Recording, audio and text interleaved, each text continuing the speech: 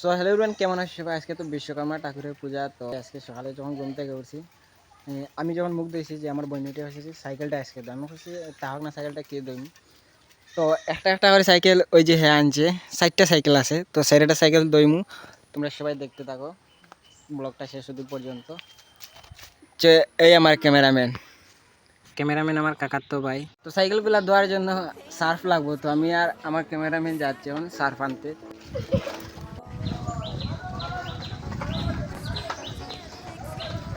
ওই দোকানটা এসে আমরা গ্রামের দাদুর দোকান, তো তার দোকান থেকে 10টা চলকাট একটা সার্ফ লইয়া করে আইছি। আর পরে যে এখন সবগুলা সাইকেল জল দিয়ে ভিজাই দেবে, নাহলে মাটি যেগুলো লাগছে এগুলো ছুটতো না।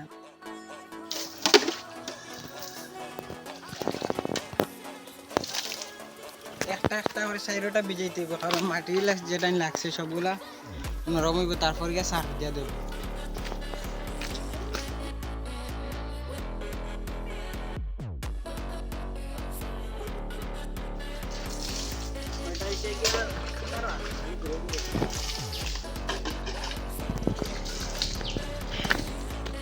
সবগুলা সাইকেল আমরা এসে এই যে দুইটা এসে এটা আমার ক্যামেরাম্যানের সাইকেল। তো গড়ে তাহা করতে গিয়ে যে টায়ারটা একদম হাওয়া নাই, সবগুলা বীজাণু হয়ে গেছে। এখন কো সার্ফের ফেলা যে সবগুলা গোসাই। তো তোমার সাথে পরে দেখা হচ্ছে, আমরা ওটা সবগুলো এখন সার্ফ দিয়ে দিই। ওই যে তার থেকে বালতিটার ওজন বেশি, পুরা বালতি ভরিয়া লইয়া আইছে, তারা কইছে এক বালতি আন। ওইটার মধ্যে এখন কো সার্ফ গুলমু। তো সবগুলা জল দিয়া 4টা সাইকেল ধোয়াইব। প্রথম এটা হচ্ছে বাবার সাইকেল, তো টানাটা ধইরাম। যেটা কালার কিরকম আসবে, যেটা পরিষ্কার করা পরে কিরকম কালার দিলে এটা খুব পরিষ্কার হয়। বড় রাখা ছিল, তো এই যে বাজারে যাওয়া কালার পুরো চেঞ্জ হয়ে গেছে।